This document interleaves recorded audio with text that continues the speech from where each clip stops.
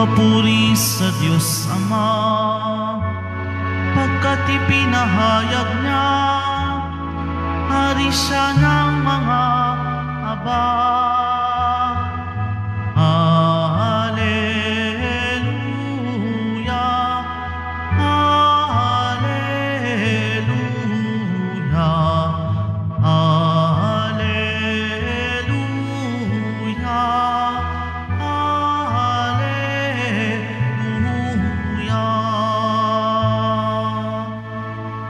Sumainyo ang Panginoon. At sumaiyo rin. Ang mabuting balita ng Panginoon ayon kay San Lucas. Papuri sa iyo, Panginoon.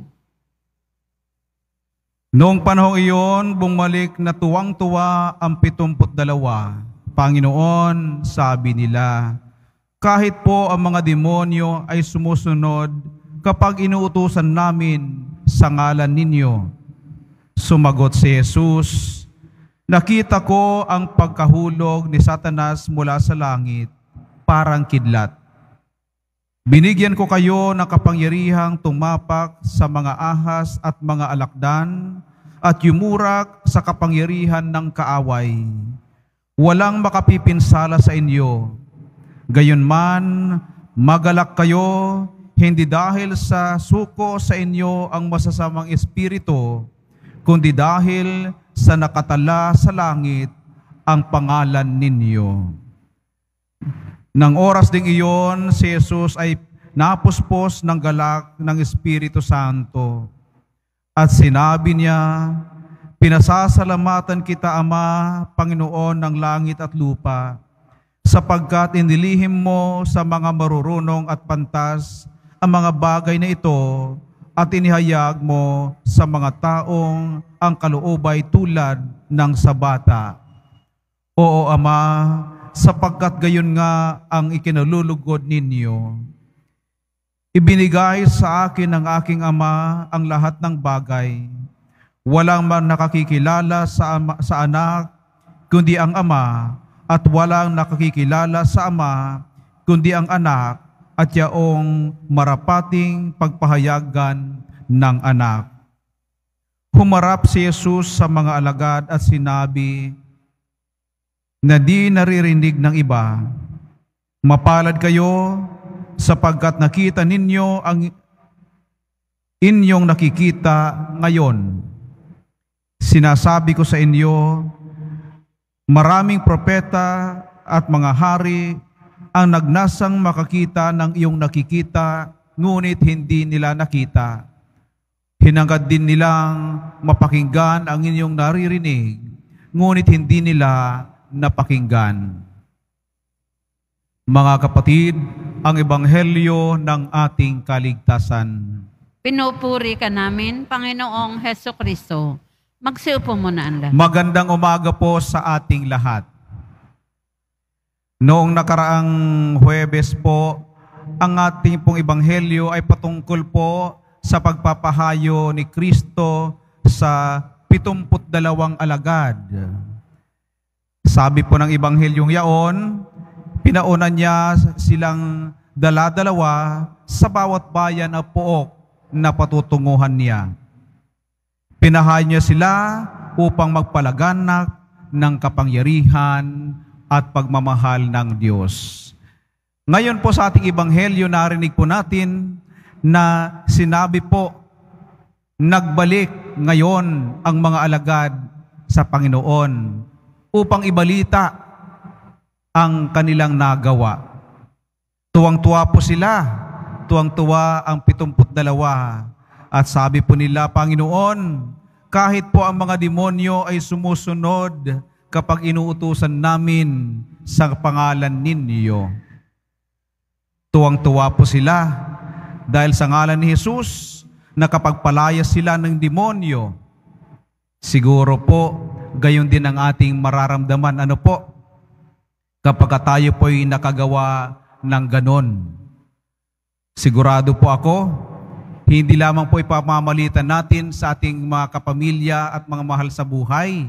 Baka gawan pa po natin ng vlog at ating pong ilathala sa ating pong mga social media accounts, ipagmamalaki, ipagmamayabang, ito'y nagawa ko sa ngalan ng Panginoon, sa ngalan ni Kristo. Subalit, naputol po ang kagalakan ng ang huwad na kagalakan. Sasabihin ko po ano po, huwad na kagalakan ng mga alagad. Sabi ni Jesus, magalak kayo, hindi dahil sa suko sa inyo ang masasamang espiritu, kundi dahil sa nakatala sa langit ang mga pangalan ninyo. Ito po ang pakay ni Kristo. Ito po ang pakay ng Ama. Na ang sino mang sumusunod sa Kanya ay maitala ang pangalan sa kalangitan. Hindi po gaanong naintindihan ng mga alagad ang buong kahulugan ng pagiging alagad. Hindi po nila gaanong naintindihan ang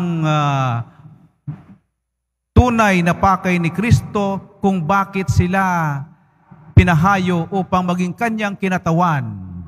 Hindi po gaanong naintindihan ng mga alagad kung bakit sa pangalan ni Jesus sila po ay nakapagpapalayas ng demonyo. Akala nila yun na po yung katapusan. Ang makita nilang meron silang nakitang resulta ng kanilang ginagawa, doon sila tuwang-tuwa. Kung bakit sila tinawag maging alagad, kung bakit ginawa silang daluyan ng grasya at biyaya, kung bakit sila ginawang instrumento ng pagpapalayas ng demonyo, sapagkat nais ni Kristo na maitala ang kanilang pangalan sa kalangitan. Lahat ng ito ay merong isang pakay, ang kaligtasan. Ganon din naman po sa atin mga kapatid, katulad ng mga alagad, tayo po'y tinawag, isa-isa po tayo tinawag sa sakramento ng binyag. At sa sakramento ng binyag din pong iyon, tayo'y nakasalo sa pagiging hari, pare at propeta ni Kristo.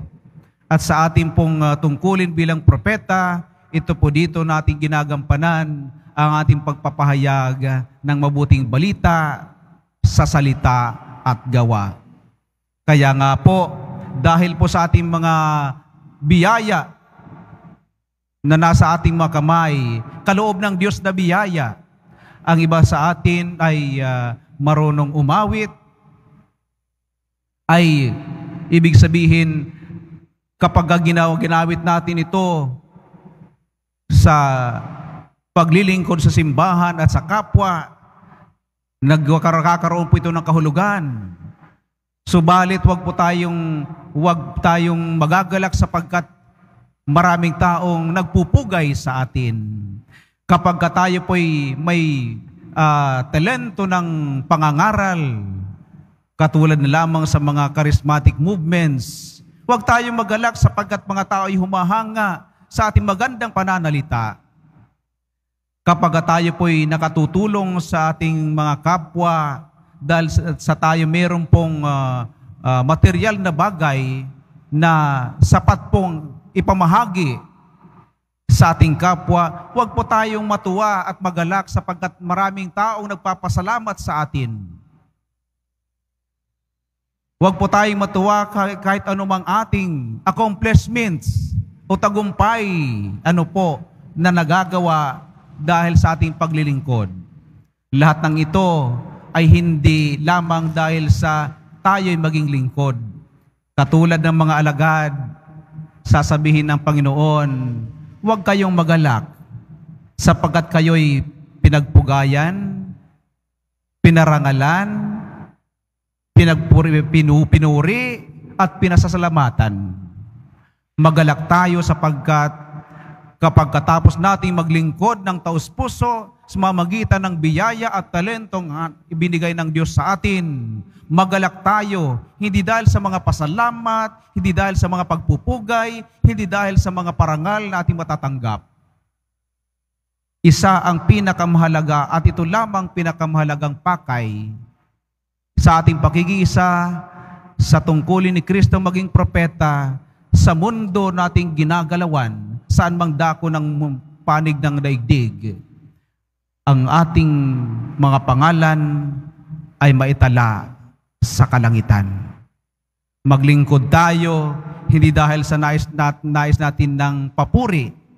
Maglingkod po tayo sa ngalan ni Jesus, hindi dahil sa nais nating pasalamatan ng ibang tao, kundi maglingkod tayo sapagkat sa ating pagiging imahin, munting imahin ni Kristo, sa pagmamahal ng Diyos, pagkalinga ng Diyos, maitatala po ang ating pangalan sa kalangitan.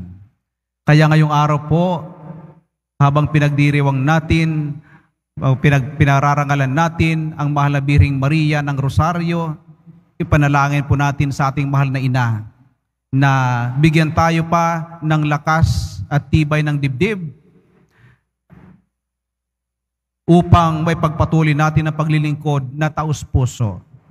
Taus-pusong paglilingkod, hindi nakabatay sa kaligayahang at pagpapapuri ng ibang tao. Taus-pusong paglilingkod sa Diyos sapagkat nais nating maitala ang ating pangalan sa kalangitan at katulad ng mahal na Birhen, makasama ang Diyos sa kanyang kaharian.